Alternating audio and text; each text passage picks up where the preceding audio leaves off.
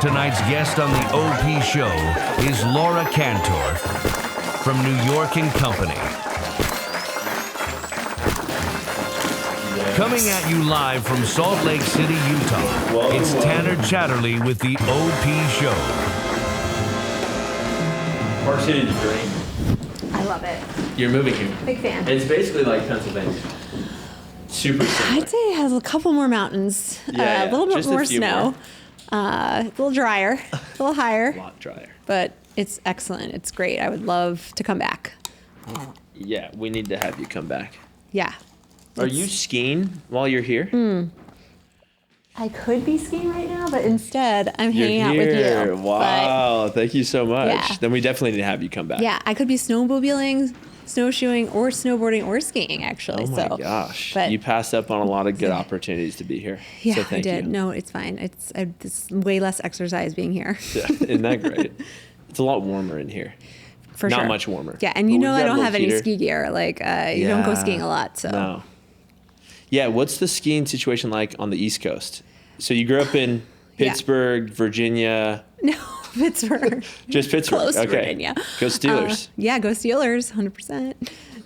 Yeah, that's pretty much what everyone from Pittsburgh says. So thank you for what else? Steel. What else is out there? Steel. Now there's a lot of AI. We were talking about that. There's some retail companies. Okay. And there's robotics. And there's a lot of people graduating from good universities there. So really good universities. Yeah. Name 3 good universities coming out of Pennsylvania. Well, there's a lot near Philly, like Wharton and whatnot. But I think Pittsburgh has Carnegie Mellon. It has University of Pittsburgh. Oh my God. Probably a few more.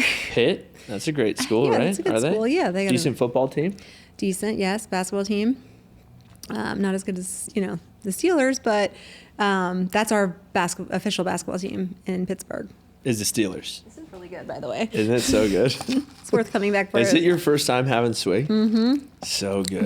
What we don't have in Pittsburgh or in New Jersey yet. Dirty soda. Do we have it in Jersey? They don't have it near me, but.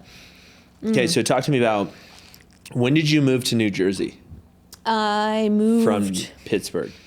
I lived in the city for a really long time. And then when I had kids, I moved out to New Jersey. So I've been there since maybe 2013. Okay. Yeah. That's great. You love it. You like Utah more. It's really close to New York City. Yeah. So, part of what I do for a living is, has a lot to do in New York City and has great schools and my kids love it. And, Family friendly. It's home for now. It's home. It's humid. This is my second home over beautiful. here. Yeah. But you're gonna move to Utah eventually. I could definitely move into one of the fancy ski resorts, it's an option. And now I'm considering for sure. Yeah. Okay. So tell me why you're actually here. Order section was just kind of a backup. Yeah. It worked out that, that we're doing the podcast. Yeah. I am here officially on behalf of Media Post, which runs events, dinners, for email marketers, performance marketers, video marketers, and beautiful places. And one of them happens to be Deer Valley. So great. So this gorgeous. Time of year, oh my gosh, it's a stunning. winter wonderland. And this time, I'm like, it's Christmas. You're bundled up in the Stein Eriksen. The Stein Eriksen. It's beautiful. Does not disappoint. You've got 2 fireplaces. 2 fireplaces. You don't need that many, but you've got it. In case you get cold while you're in the living room, a hot tub, beautiful views. It's pretty special. That's amazing. Okay, so you're out here for a big marketing conference. Yeah. You're in marketing at New York and Company. How long you been doing that? Tell us a little bit about that. Yes. And then we'll jump into the first segment. Yeah, so it's about 2.5 years, 2.5, Okay. 2 and change. 2.7? 2.7. Who's counting? Yeah. 26. You're loving it. Minutes. So definitely, got my foot in there for sure. Good. Okay. So we're going to jump into the first segment. First segment's always the same. Yeah. It's called Out of the Box. Okay. I'm just going to drill you with a bunch of questions. And you're going to be super uncomfortable with some of I'm just kidding. No, these are all super easy questions. How do you know I'm not uncomfortable now? That's right. Well, that entrance was perfect. It was a perfect entrance. And that's something new we're trying to do, kind of get the feel a little bit more like the Tonight Show. I like how you're iterating on this. Okay. I think it's good. It's just a journey. We're all just kind of like trying to figure it out. Just test and learn, right? Okay. First thing that got you in the industry. Yeah. Talk to me about like you're just coming into the e-com scene because you're basically LinkedIn famous. Everyone in the retail space knows you. Route, redo, order section. All of them. We're all trying to get your attention. So what started you kind of down this path that you're on now? Yeah. I guess like most, at least in the CRM space, most people, nobody says I want to grow up and do email marketing. It just doesn't happen. So it kind of just falls into place. So what did you want to do? I loved, I originally really loved art and creativity. So I would say I'm, a secret closeted creative person, but throughout my career, I've gotten a lot more strategic, analytical, and business minded. So I hopefully have both going. And I also think the industry calls for creativity in a way that much more so than it, has, at least as AI comes and we need to get more integrated and teams need to work together. So I always was in apparel. Like I worked at J. Crew, I worked at Ralph Lauren, I worked on the marketing team, but, in a much bigger world, you do a lot, not very much. And You see we got a Ralph Lauren book right there? I kind of had a similar we book. planted that because we knew you worked at I like Ralph that. Lauren. I was like, I feel And is it Lauren or Loren? I've heard it pronounced different ways. Lauren. I think it's Lauren. I don't know. It should be Lauren. It's been a while. My wife calls it Ralph Lauren, so. Yeah, I think you can do either one. It's okay. just, They're it sounds better, Lauren. It sounds really nice. Yeah. Okay. It was originally Lipschitz, but we're not going to use Whoa, it. didn't know that. Okay. Fun fact. I got some really good Ralph Lauren trivia. Like the whole thing came out of a napkin, and it was the M&M colors on ties. Like who knew that's all? So you could do anything. You can do anything. Literally, if Ralph Lauren can start his business on a napkin and then use while snacking on M&Ms, who knows what the future holds? Yeah. Yeah. So good story there. Okay, so you were there for how long? I was there for a long time. Like it felt like a long time too, because I'm sort of one of those like older millennial types where I didn't really fit into the bureaucracy of a corporate. I never really that was just not my people. Yeah. And I think I left the day after a report was put on my desk from a senior leader. We had a consultant come in and she was trying to teach the team what the word influencer meant. So I read that report and I was like, my, old millennial ass was like, what is this? Yeah. And ironically, after, I'd maybe gone to a trade show maybe a few years later, and every single one of those influencers not only, had their own brand at that time, so that they really transcended. That's another. We're in the state of Utah. I mean, influencers have tons of brands out here. Speaking, we're an influencer country here, right? So we all wish we were a Utah influencer. So you might, consider also that as another stream of income. Get that LinkedIn following up. Yes, I mean the B2B is not as good as the C2C or whatnot. But I went to school for digital marketing. None of that really applies today, and ended up randomly working at an early D2C company back in the heyday. Like it was 2016. I was working in a leggings company. It was just gangbusters. Not only the product fit, but it was like the original sort of darlings. It was one of those. We ended up buying Shopify Plus, the number 4 brand, wrote all those playbooks. So, the ROASs were crazy good. That's wild, yeah. Yeah, so, and it was small. That was peak too. 2016 was a great year. Peak. It was a great year. It was magical. And then I first saw and understood, like you would never get this, understanding technically at like a big Fortune 500, apparel company. Yeah. Like what amount of traffic could equal what amount in dollars, and understand that like you just have to kind of guide this many people to you, put them through some kind of like, whether it's an email funnel or some kind of social proof. This was all early. It was so early. And also it's like, who would have thought we'd be here today, So it was really neat. I got to experience like the first generation of a real Shopify setup. Yeah. Ended up leaving, to have my own agency, have my own brand, like a lot happened. And now here today, like an enterprise Shopify, it's really exciting. That's insane. So talk to me about like running a modern fashion apparel brand on Shopify today versus, you talk about the early stages of Shopify back in 2016, launching, an athleisure company, which like athleisure's everywhere now. So how does New York & Company and your role from the start, when you started at New York & Company 2.5 years ago to today, what's kind of been like the major shift outside of AI? And how does AI even apply to like the marketing side? That's too many questions. That's a lot of questions. I just ranted. Thank okay, you. so No more questions. Yeah. So just starting 2.5 years ago, New York and Company, what's changed to today? Yeah. And then we'll go into the AI Well, side. I think New York and Company originally when I started, was a really large, it was one of your larger brands on Shopify, just bigger than like Shopify is built for A, challenger brands, B, owner operated brands, small SMBs, and it, evolved more into, an enterprise brand would never be on Shopify. That wasn't really the platform. So it still had a lot of the like leftover either silos, processes, understanding of what's possible. And we were operating on a pretty old, maybe one of the first headless sites that Shopify had. So it was, much more complex than what we see today, which is very similar, of course improved, but a lot of the benefits of being on Shopify are, your integrations and things work together. So that's what we're experiencing. Plug and play. It's a lot more plug and play, of course. Still, there's always, turn one thing on and then something else. So you're like, we could just launch this. And then suddenly like an order's not going through. That happens a lot because with volume adds complexity, right? 100%. So you can't set and forget anything. Like, it's not automatic. It needs a lot of care and you have to iterate a lot. And maybe that's where AI comes in. Mm-hmm. Okay. And more so on just kind of removing some of the complexity as you scale. AI will kind of like check, or where do you see AI on the marketing side from a funnel perspective? How does that kind of change your role? Well, I started in performance, so my job was to drive just volume of traffic, right? And that also was probably a bigger budget than most Shopify brands have, right?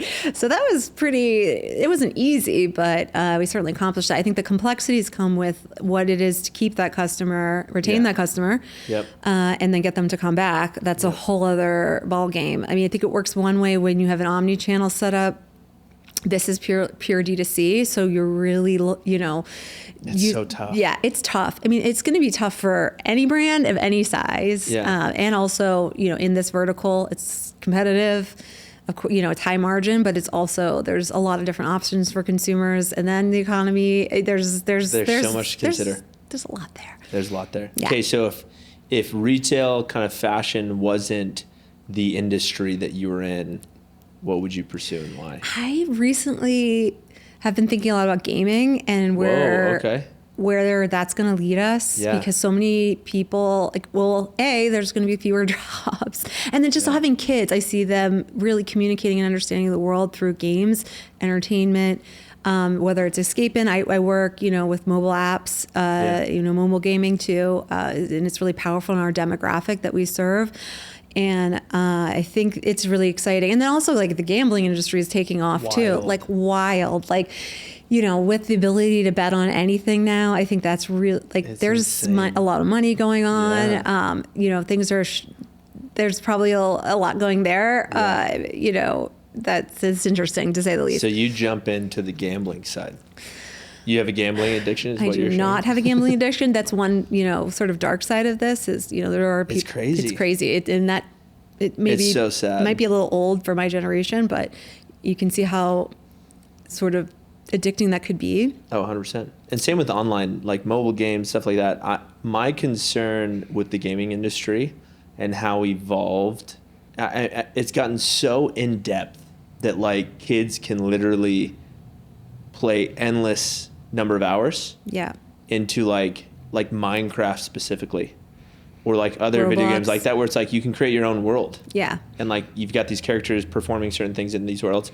So I'm a little concerned on that side. And I think AI is just going to ultimately progress because like gaming studios dump so much money and it's so time intensive to build out these games. I think it's going to get a lot cheaper. And it's going to get a lot deeper as well. And it's going to get virtual. So it's going to be more immersive. Super immersive. You're literally I think that's probably the best way to put it. So you're going to be in that world and you're going to want, like, it's fun there. It's interesting. There's a way to connect and be social and experience life in a, like, kind of ideal way. Yeah. And I think that's our kids expect that, because it's where they've spent so much time, wild. being young. So I think about that a lot, and it's just where their attention is, and they're not particularly like interested in buying things online as much. They like stores, they like experiences. And I think that in-store experience is just to counteract what they're experiencing so much in a virtual situation. So let me ask you this, New York and Company. So on my way here, I called my wife and I was like, hey, I'm meeting with Laura from New York and Company. She's like, did they used to have physical retail locations like in malls? She's like, I swear my mom used to shop at New York and Company. So how has the customer changed from where you guys used to be to where you're at today? Yeah, we had a lot of doors. A lot of doors. So certainly like it was destination for moms. And then also like when you're going into adulthood, you're interviewing for your first job. Pretty much a lot of people come out to me. You want to go try on a nice blazer. The first interview suit was, typically a New York and Company suit because, the price point was less than, a typical suit. It's a good way to get that customer in the door. Exactly. So we do have like a ton of legacy customers. We certainly have loyal customers to this day, but, part of... Are they asking for like the storefront experience again? They're like, hey, I want to just go in and try it on. Everybody wants like the stores back. They want the original product back. They want, the version of what it used to be. Yeah. I mean, it's so funny because that kind of died down after the mall era died. And now it's, has a resurgence. It's really coming back. We want it.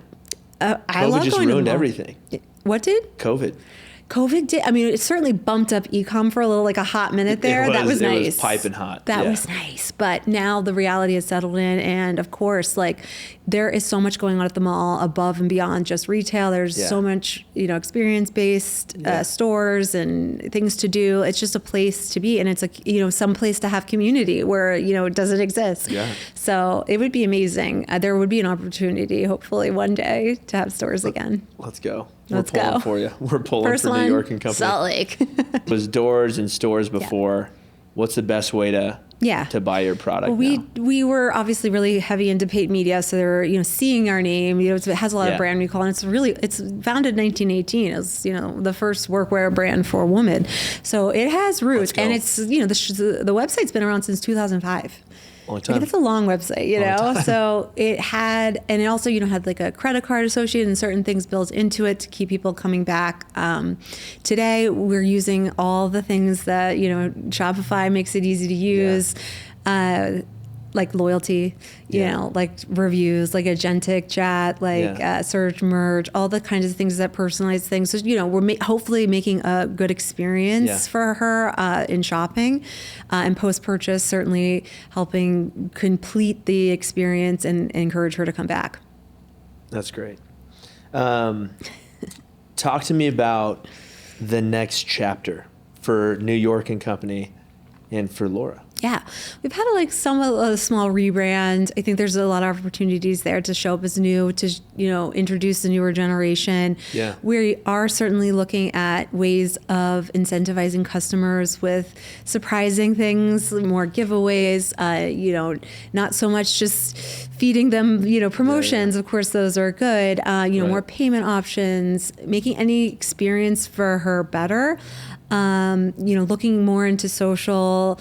Organic has been really great for us because of the name and the weight that it carries, that there's a lot to do. And hopefully eventually getting more into, generative search, and really creating a retention machine that whenever there is more investment in paid media, with a great mix of product and, good deals. I think people are looking for great deals right now. We certainly offer that. There is a really big opportunity for scale. I love that. So let me ask you this. So when you guys were like kind of the entry outfit into the workforce, okay, someone's like coming to buy their first suit, right, for that interview. Most interviews are being conducted over Zoom. Are people still buying blazers and rocking the blazer over Zoom? Well, or are they rocking something else? Well, because of the change in work and the way we, either work from home or hybrid or whatnot. Yes, certainly there's less need for workwear, but that means there's less production in workwear. So it's very hard to actually find good quality, low price, polished clothes appropriate for an office, but like, not that expensive, but not that cheap either. Or like cheap looking. The sweet spot is there's actually a lot of white space in there because people still need to go to an office. And I know the younger generations, want to be in office. So we have pivoted slightly from workwear, of course, but we offer a lot of casual and dress and occasion wear. But I think, I say bring on more workwear. Let's go. Bring it on. Let's go. Everyone, let's get dolled up. Let's get polished. Let's go. Let's get polished. I like that. Okay, talk to me about what's the craziest thing you've done to get the word out about a brand, an opportunity, an event, any marketing. What's the craziest marketing scheme? We joke that we could, why don't we just stand on a corner with a cardboard sign? But that's not very scalable. And, I've certainly tried to represent what we're trying to do in our marketing efforts, individually. I think that has a lot of power. I think executives can carry the weight by just showing up and sort of creating discourse and conversations around how they're thinking about things. What are they looking at next? And we're learning collaboratively, I think, in this environment. It's a lot less gated than it feels like it used to be. So I'm, I have a lot more peers in the industry, and we're very open in sharing, to the extent that it is appropriate, of course. But the technology is so complex and it's moving so fast. There's nobody really knows. Nobody can understand what the goalpost keeps moving. So how do you know where to go? So that's exciting, and to get the word out, I'm doing my best. That's all that's all we can do. That's all we can do. Okay, talk to me about, this is going to be the last question before we move on to the next segment. Okay. I like that. Okay, so talk to me about networking in this space, because you've been in this space for a long time. How has the networking side changed? And then talk to me how you use LinkedIn. Because we're all LinkedIn sluts at the end of the day. I know. And on the vendor side. We're just, my sales team's all over LinkedIn. We're chasing people down on LinkedIn. We love it as a tool to find people to talk to. Because no one really wants to talk to us. Right? It's and nobody really wants to buy anything either. No. So I get that. It's really challenging. We even have a free product and service, as you know. Yes. And people are like, nobody cares. I don't want to take the call. I don't want to get on a call with you. I don't want free stuff. You charge me. I don't want free stuff. Yeah, you guys solve this problem. Whatever. Okay, so networking, and then how are you using LinkedIn in your role? Okay.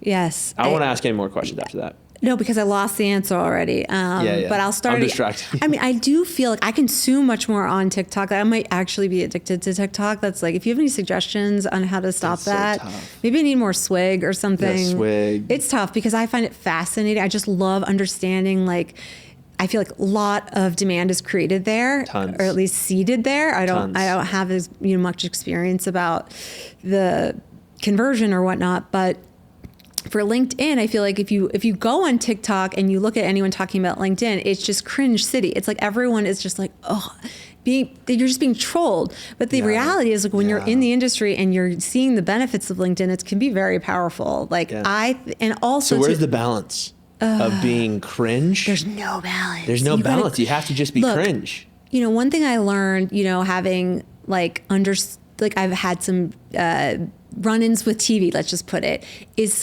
when you put yourself. Hold on a second. You've had some run-ins with TV. I've had understanding in media, and I know, and in my observation of where people sort of, I don't know, the trajectory kind of goes faster is the more vulnerable and out there you can make yourself. It actually can get a good positive reception. Of course, you're feeling oh my God, this is super cringe, or people might react negatively. I have a lot of who doesn't fear being an imposter, or how do you know what you're talking about? But once you start talking, you realize, first of all, nobody really knows what they're talking about. There's no one whose experience means that they, are more qualified. Let's put that's out the window, I think, especially in the age of AI. So I've tried to make myself look as cringe as possible, and it's resonating. That's so funny. But talk to me about, with the caveat, you can cut it as you want. You got to build your LinkedIn following brick by brick. Every one of those first connections was one by one. It was by attending dinners, going to conferences. Yeah. It wasn't You've been like, to a lot of dinners, yeah, you can't just put something interesting out that there's viral, because you need your people who know you and your people. Yeah. When you're in this industry, so small. So like you can actually, like a lot of my friend groups are in this industry. So we're beyond just professional friends. We're friends. So, they can build up a post, and then that's, I think, what, set something off to become more viral. Yeah. Overall. So talk to me about your last LinkedIn post that we just talked about that you just shared. I can never post on LinkedIn again now. Yeah, the virality. Like I gotta gotta leave that up there. Let's talk metrics. Where are we at? I did not get a notification from LinkedIn, but I do believe I probably had the most viral LinkedIn posts over Black Friday in LinkedIn, I think. How many comments? 2,000, Wild. 150,000 impressions. Like the number of saves reached, like the other types of metrics that you look at, like who do you save things on LinkedIn? I don't really save things. I don't even know how to save things. I was like hundreds and hundreds but of you know how to saves. save Instagram Reels for sure. Oh yeah, that you maybe know how to save yes. TikToks. Yes, LinkedIn doesn't but LinkedIn, care. it's like, how do I save this? I'm not sure what what's worth matters to saving LinkedIn. on LinkedIn. No, or you're going to go back. I never really go back to anything, but apparently this post is worth saving. This is a savable post. We're going to actually drop the link to your post. If anyone wants to save this post, this. it's still going. I'm going to say, please save. Please save. Like and subscribe. Like and subscribe. Push that subscribe button. Yes, and also I think there's some credibility in having being in a role, like having a job, I'm not only taught, this is not like above, and this isn't like a consultant's perspective of what can be done or should be done. This is like, I'm having to actually achieve results. I'm in the weeds. Yeah. People love being in the weeds. Yes. They love seeing people in the weeds. And show us the weeds sometimes. Everyone's so surface. Yeah. The good stuff is in the weeds. Yeah. You just want to show us the polish. We're coming back to polish. Yes. The polished results. Yeah. But show us the weeds. Yeah. I think that's part of being vulnerable, is people want to see the experiences. I mean, this is like all over social media. It's like, show us the hard stuff too. Right. Don't just show us the results of this new shiny thing that works great now. Yeah. It's like, show us all the mess ups. The mess. We love it. We love a good mess up. I mean, there's a lot to learn there, and that's what makes a good story, a good post is, something through adversity or overcoming a challenge or, maybe failing in some way. Yes. I think people just crave like progression. And if they don't feel like they're progressing necessarily, or they're stuck in a role, they're stuck in a job, they're stuck in a relationship, whatever, they want to see someone else kind of overcome or progress through something difficult. Gives them kind of like, I don't know, maybe the ammunition they need to go make a change in their life. Yeah. I think when they also see someone else who's taking a stand for something or sharing something, it gives them permission. We're all our own media centers in some way, whether we even, have jobs or not. We do have the ability to change our circumstances. I think beyond what we think, just in a role. A role is confining. It always has been. Mm-hmm. But, this is like, it's a really good benefit. I'm learning a lot, and applying it to what I'm doing. And I think, continuing to do that over and over again and learning how to flex that muscle, I think is a really good benefit to any company. 100%. I love that. Okay, we're going to jump to I said that so like my company to get mad at me. I'm like, I'm doing a good job. I swear. But I'm too constrained to this role. I mean, I want to spread my wings. It's ready to rise like a phoenix. Right. I got to go up to Deer Valley. No, I don't to cut this off. It's a little bit of a joke that I have this rinky-dink job, but what have I done with it? I've, made it also my job to utilize the connections and the networking that is available to me having this role so that I can, create your net worth is your network, right? They say that. I don't know. I haven't really heard that. I haven't really had any benefits from that yet, but I do have a lot of new friends. And, I got this cool t-shirt. So you got a great t-shirt and you're here. And I'm here. Exactly. I got swig. Oh, it's so good. Yeah. I'm addicted to swig. Pretty good. I'm ready to swig that when we're through. You want to take a swig right now? Yeah, let me take a swig. Yeah. Take a swig before we jump in. I'm like, that's okay. My micro movements, I'm like. Yeah, no. Move around. It is a little chilly. I have a heater here, but it's closer to me than it is to you. Oh, well. Okay, fashion hot takes. You ready? Ooh, fashion. I don't know much about fashion. Fashionistas. Well, as we're here. Yeah. Players will be presented with 8 hot takes about fashion. Okay. I like fashion too. Who doesn't love fashion? They will discuss if they are underrated or overrated and why. Okay, let's let it rip. Sneakers with dresses. Not a big fan. Oh, I think that's nice because it's a comforting Comfy, way. but yeah, you got to choose the right socks. That's like, it's all in socks the socks. is a big. Socks are huge. Socks are huge. Yeah, you can't have those little tiny So socks. I've been wearing these Nike tube socks for nice. like the last 15 years. And now they're cool again. They're sick again. But I don't have any hair that grows up to this point. Isn't that wild? That's wild. Because it just, the tube socks. Not needed. It's not needed. Yeah. The tube socks replace the need for hair there. That's great. But yeah, well, shout out to Bombas in my Bombas wool are great. socks somewhere. Okay, the logo cool might be shoes, inside too. and out. Oh. Yeah. That's right. Yeah. Okay, so you're good with sneakers with dresses. I'm good with that. Yeah. I think boots with a dress, great. Boots with a dress is a classic. I wore a lot of riding boots in my fashion career, so Yeah. I have a little bit of a, an aversion to too much of the knee-high boot situation. But yeah, they can elevate any outfit. They really can. Yeah. Number 2, skinny jeans. Ooh. I'm not a fan. I mean, everyone knows. I moved away from them and I'll never go back. Yeah. Yeah. Oh, you had, okay. Yeah, I guess there was a phase. This was like probably 10 years ago. Yeah, no. I love the baggy jeans being in because they're definitely more comfortable. Yeah, no, I'm pushing it with these. You got the bell bottoms on. Yeah, I had to leave room for all my skiing stuff, so. That's right. Those go right over to the boots. You take those right on the mountain. Like I got nothing. But yeah, we need like a little wide leg jean for wide sure. leg is perfect. I'm gonna take one more swig. Do you want to? Swig. Swig break. See, I'm almost done with mine. You've like barely. I'm a slow swigger. Yeah, no, I'm a chugger. But I got a small one because we're going to go to dinner after this, and I'll probably get another Diet Coke. Oh my God. Yeah, it's tough. Okay, denim on denim Ooh. looks. The Canadian tuxedo. Okay, you took the words right out of my mouth. Like You were going to say that. I was. It was some kind of tuxedo. Toronto I forgot which one it was, but I'm So I'm glad I huge said fan. it. Yeah. Maybe like with a little belt in between. I'm a huge fan. Huge fan. The more denim, the better. Thank you. You can never go wrong. Ralph Lauren. I think that's kind of like that's right out of that book. I have a book. chambray Style shirt guide. that you might want to steal, okay, or A two. what? Chambray. It's What is like that cottony denim that like, Ooh. yes. I might want to take that. Yeah. Extra large men's. Not so much, but yeah, you need your chambray shirt. So Okay. I'm going to look for one. okay. Ballet flats. I hate them. Keanu had some. You've got some on. Okay. Some little flats I have there? not seen that yet. I'm not a flat shoe person. I have like slightly flat feet, so it's just not Okay, going to work. you're looking for me. arches. I'm looking for arch support in my shoes. You might have to go down to Southern Utah. We got arches down in Southern Utah, in Moab. Okay. Speaking of arches, What is that? these big rock arches. You've seen those.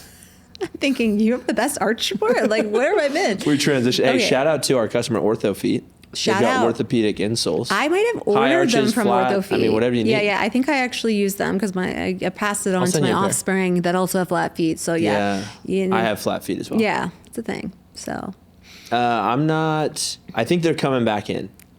So I'm going to say I'm a fan of these. okay. I've seen them worn well recently Oh, okay. by my little 4-year-old and my wife. So shout out to Shout out to them. Yeah. for rocking the flats. Okay, the Y2K comeback, specifically low-rise jeans. This Ooh. more so applies to women, I think. Yeah. Because we've always had the same jeans, I think. I mean, logistically, it's better for me for a high waist jean at this age. However, logistically. Yeah. However, it does But the look low rise, good. it looks good. I really like it, and I really like that Yes, they're and coming back. I'm a fan. I mean, that's our era, or maybe my era, like so much. So like I think You can put us in the same bucket in age. Okay. You're like, what, 31? pretty much. Yeah. Yeah, I'm a fan of the Y2K comeback. So, and also that brings the brands back from the Y2K, and there's many of us, you know. So That's right. Bring love it. back the Y2K brands. Totally. I'm a fan. Next one. Influencer-led clothing collaborations. We were just talking about this. Yeah, well, like I have to say, the ones that I saw Yeah. no longer exist. Ooh. I think they breed controversy in a way because, you know, what is it called? That social connection with an influencer, parasocial, I think it's called, I couldn't where tell you you. become like I wish really I could. close. They're your friend in a Yeah, way, yeah. or your big brother or your big sister. And, you know, if anything they do, it really can be detrimental to a brand, unfortunately. And running a brand is tough. I think, I don't know, it might have been more attractive at some point. But I do see I think there's a lot of opportunity because paid acquisition's really hard. And with an influencer, you have that built-in organic traffic stream, and I'm all for it. That part's nice. Yeah. That part's nice. This one's kind of tough for me because you're just like, they're getting paid big bucks.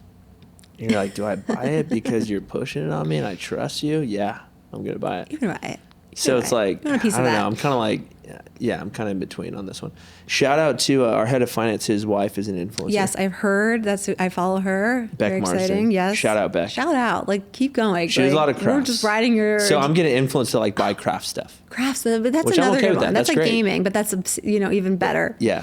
Crafts. Bring back crafts. Bring back Y2K crafts. Popsicle sticks, pom-poms. Yes. Glue. Bring back Elmer's glue. Yes. And not in a slime format. Just bring like straight glue. Yeah, that's right. Don't eat it though. Don't eat it. Oh. Number 7, paste. matching family holiday pajamas. I'm a big fan of this. Well, now we're like sort of riding. That's Now an that I'm a influencer parent, thing. Oh, I'm yeah. like, It's I'm mandatory. in. Mandatory. I mean, if you don't get that matching photo, like, did you really Are you have even a family? No, you don't love each other. No. I love a matching pajama set. Okay. Yeah.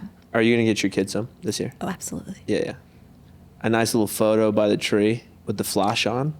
Make it look. Bring back Y2K. Heavy flash.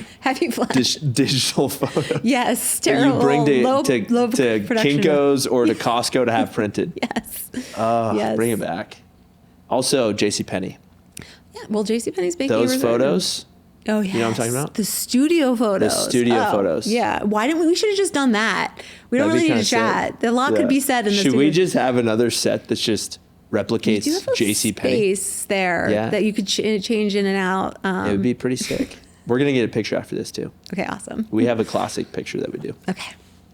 Okay, number 8. Maximalist prints. I'm not sure what that is. Ooh, yeah. I think print on print all over print. Over the top patterns. Okay, we had to fact check that one. No. That's so bad. I've always been more of like a classic person myself, so. You're a classicalist. I'm a classicalist. Yeah. But if you can rock or a minimalist, yeah. Yeah, if you can rock it, I mean, I'm not going to judge. Are you? I'm going to judge. You're going to judge. You'll do the judging. Okay, segment number 3. You ready? Yeah. Brand Blitz. Okay, hold on. Putting on the Blitz.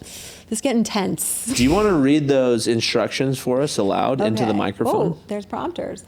Okay, players will be given 3 categories. They will then name brands within that category until one player says a brand that has already been said or can't think of any more brands in the category. The player who can go the longest gets a point. Okay, category 1, athleisure brands. I'm going to let you start. Well, if you worried. Lululemon. Okay. How about, have you heard of Seventh clothing for men? So good. Yeah. Okay, Roan. Shout out Ben Checketts. Oh my God. Shout out. He was on the show. You know Roan? Of course. I'm just thinking of more brands right now. Like I should know this. I don't really do a lot of exercise, so you have to pardon me. Look, what a Champion. Does that count? Oh, Champion's athleisure. That's kind of. I go to Costco to get my athleisure. Okay. Nike. Okay, that's a good one. Yeah. Okay, hold on. Is there a timer? No. There probably should be. Oh wait, what is the other one? And Alo. Aloe. Yeah, Aloe. Come on, that's Adidas. classic. Oh, you're just naming the sportswear big brands. ones. Okay. Yeah, but they're also they're athleisure. Okay, On Cloud, does that count as like? Yeah. I'd say. Oh, I have a good one. Dagny Dover. I just went in front of you because they do the accessory athleisure. When they came on the scene, I was like, it's over. Dagny Dover does too. I thought they were doing athleisure bags, but it fits. It fits. I'm gonna. Okay, I'm gonna give that point to you, and we're gonna go on to the next category because I feel like we could probably spend like 5 minutes on that one. Chain restaurants. Try and go fast. Ready? Okay, chain restaurants. P.F. Chang's. Dude, that's so crazy. I was gonna say that one. That's so wild. Wendy's. Burger King. In-N-Out. Jim Subs. What's it called? New Jersey Jersey Mike's. We should know this. New Jersey Mike's? Yes. Okay, that point goes to me. You took too long. Category number 3. Oh, jewelry brands. Ooh, I'm going to shout out to beautiful watch. Gorgiana. I comment on, Gorgiana. Hell yeah. Cartier. Okay, Van Cleef. Cleve. Ooh, Rolex. No, these jewelry. I don't have any Rolex jewelry, but I like some. Jewelry, Tiffany's. Tiffany's, Claire's. Oh, they're The little no one. longer. No, they're still around. Oh, there's, Someone bought okay, them. never mind. Just scratch that. Jewelry. Oh God. What else is there? There's so many. Point to Next me. question. Next category. Oh, there's only 3 categories. Oh, okay. I won. Hey, good job. Do you want to take a swig real quick? And then as you take a swig, you've got 3 cameras and an audience out here, and specifically the e-com community. Oh, the ecom community, which is the World world. first. Oh, It's there's our 2 world. messages. 2 messages. A twofer. My message is the same. It's not really, but I think being yourself and being a good person. I think doing right. It's hard inside of business. It's actually hard inside of life, but doing the right thing for the right people, and kindness goes a long way. I think personally connecting with people and getting, it's not like getting people to like you, but the more people that can like you and get along with you, whether that's in your teams or in life, I think you're set up for success in a way that bulldozing or, either talking down to someone won't get you. People want to be around people they like. You attract more flies with honey than you do vinegar. That's your message. That's my message. Thank you so much for coming. Thank you. And thanks for missing out on snowmobiling and skiing It's and tomorrow too. So. wine tasting and getting more free swag. But you're going to have it delivered to your hotel. That's right. It's all good. I'm glad to be here. Awesome. Wouldn't miss it. Okay, that's it. Yay. Yay.